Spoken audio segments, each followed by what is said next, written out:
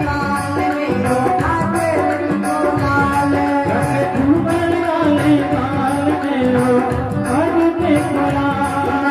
रारी जाती चाल मेरो अदृति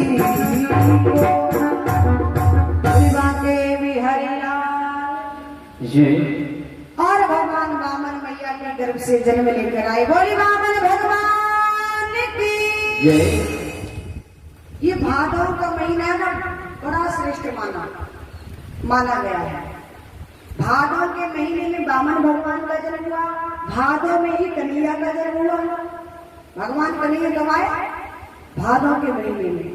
और भादव में ही भाद्रपद में ही राधा रानी का जन्म हुआ और भादव के महीने में ही बलराम भैया का जन्म हुआ और भादव के ही महीने में स्वामी सुखदेव जी महाराज ने राजा परीक्षित को कथा सुनाई। ये भादव का महीना बड़ा श्रेष्ठ माना। अब वामन भगवान कितने बड़े थे? मात्र 52 अंगुल के थे, छोटे से। तो कहते हैं ब्राह्मण के बच्चे का जब यज्ञ कभी होता है ना, जनेऊ संस्कार, तो उसको भिक्षा मांगनी पड़ती है और भिक्षा में जो कुछ मिलता है वो गुरुदेव को देना पड़ता है।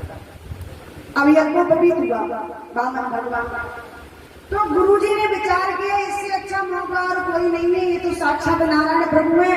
अगर मैं इनसे कहूंगा कि मेरे लिए आप राजा बलि से जाकर त्रिलोकी का राज ला करके दो, तो ये निश्चित रूप से भगवान ला करके और कहा मुझे छोटी मोटी भिक्षा नहीं चाहिए। बोले फिर क्या चाहिए? कहा यदि मुझे भिक्षा में कुछ देना चाहते हैं तो राजा बलि से त्रिलोकी का राज लाकर। अब छोटे से भगवान थे, 52 अंगुल के थे माता, राजा बलि के यहाँ पहुंचे, लेकिन छल से गए थे, छल करके, और हाथ में माला लगे थे। बड़ा वजन चल रहा था, इतना तेज था कि दूर से ऐसा लग रहा था मानो साक्षात सूर्य नारायण चले आए। वामन भगवान जैसे पहुंचे, राजा बलि यज्ञ कर रहे थे होम। राजा बलि ने कहा ओ महाराज, ब्राह्मण देव कैसे आना हुआ? ऐसा लग रहा है कि आप तो साक्षात सूर्य नारायण का अवतार। पर वामन भगवान बोलते क्योंकि किसी से कुछ लेना होता है तो थोड़ा दिखावा भी करना। जब ये ज्यादा कहेगा तो ज्यादा कुछ मिलेगा। माला जब पूरी हो गई तो कहा बता बोली क्या कह रहा था? बोले प्रभु मैं ये कह रहा था कहाँ से आए हैं, कैसे आना था? बैठिए प्रभु मैं धन हो गया। और कहा प्रभु जब आप जैसे ब्राह्मण देव मेरे यहाँ आ गए तो आप मेरे से कुछ मांग लीजिए। वामन भगवान आए थे, लेने थे, पर बोले नहीं मैं लेता देता कुछ नहीं। अगर मैं लूंगा मांगूंगा तो मेरा धर्म। अच्छा मांगूंगा किसको? पत्नी होती तो पत्नी के लिए कुछ मांग लेता, बच्चे होते तो अन्न मांग लेता, अकेला हूं क्या मांगू? राजा बलि बोले अगर आपको अच्छा आपका विवाह नहीं हुआ?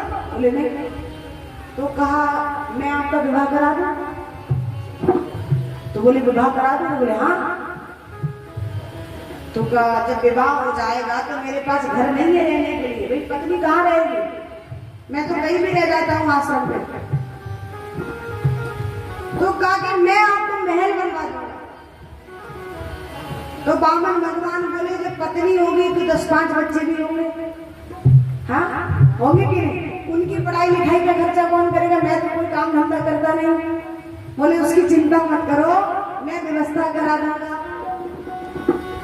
तो बोले कि जब 10-5 बालक होने हैं, भाई 2-4 बच्चे होते हैं, एक तो मर भी जाता। तो बोले 2-4 बालक होंगे तो उसमें कभी कभी ऐसा होता है बीमारी हारी हो जाती तो एक में चला भी जाता। तो राजा बलि बोला कि हाँ भाई मर भी सकता है। तो बोले जब बालक मरेगा तो रोएगा कौन? तो कहा प्रभु रोना तो आपको पड़ेगा, भी बालक आपका मरेगा तो रोने वाले किराए पर थोड़ी ला कर दूंगा। वामन भगवान बोले भाड़ में जाए ऐसी शादी मुझे नहीं करनी। जिस शादी को करके रोना पड़े, कितने लोग हैं